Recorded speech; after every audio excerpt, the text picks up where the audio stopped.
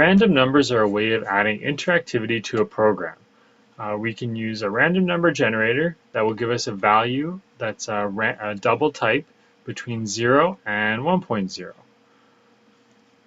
At the top of your program, make sure that you are importing the math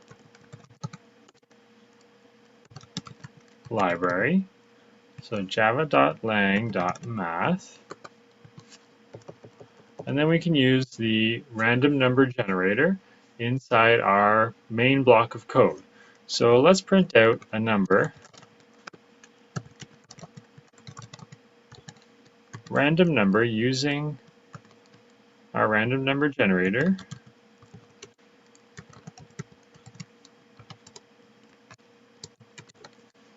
Math.random.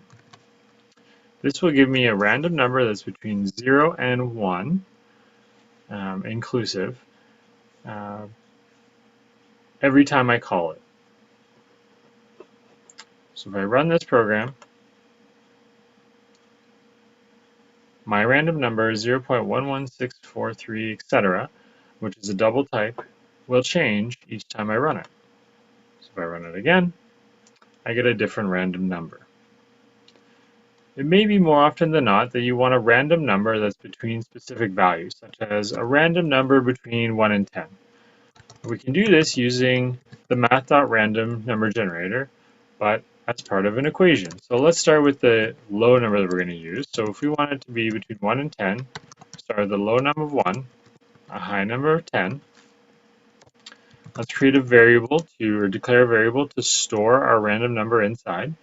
So we'll make it a double since math.random gives us double type. So we'll say randnum is where we're going to store it. So we're going to assign the expression to randnum. That expression will be an equation that will give us a random number between 1 and 10 in this case, or between the low number and the high number. So high num minus low num plus 1 multiplied by the random number generator plus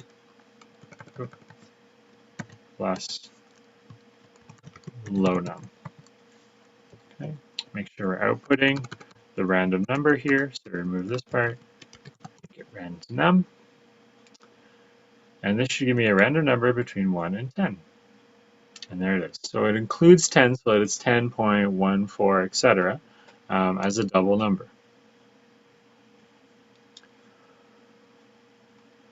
You can use the same formula to output random number integers, but using typecasting. So in here, inside my my output, or even before this, I can output this as an integer. So I can typecast here, put int in front of randnum, and this gives me a random number. Again, it was 10, but in this case, it gives it to me as an integer. If I run it again, my random number is 9. Run it again, 10. So I can, and now it's 8, etc.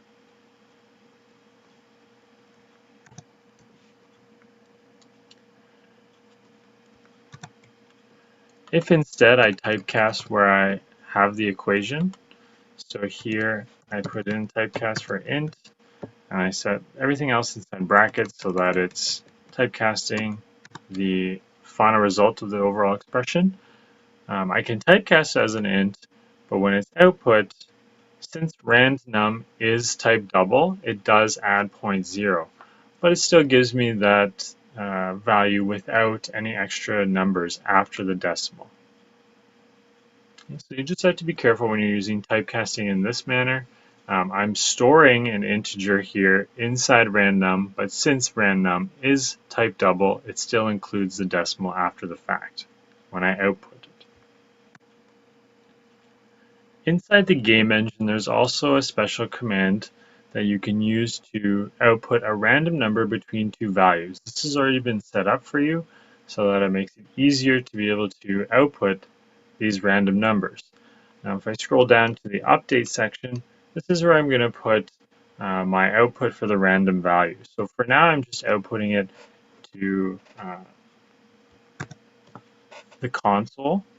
So here system.out and then println, and then instead of using the large equation from before, what you can do is you use helper dot random value and a number between 1 and 10. So as you're typing this, you will notice that after you type helper, a list of commands comes up after the fact. You can see that random value is the first one there.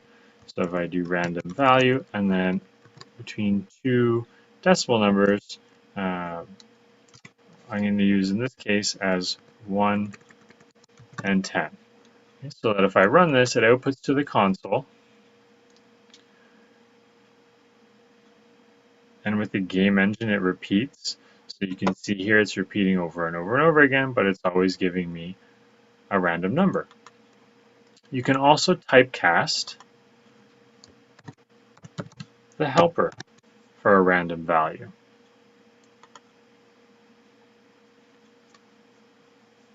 In this case, it will output integers as random values, which may become very useful in the future.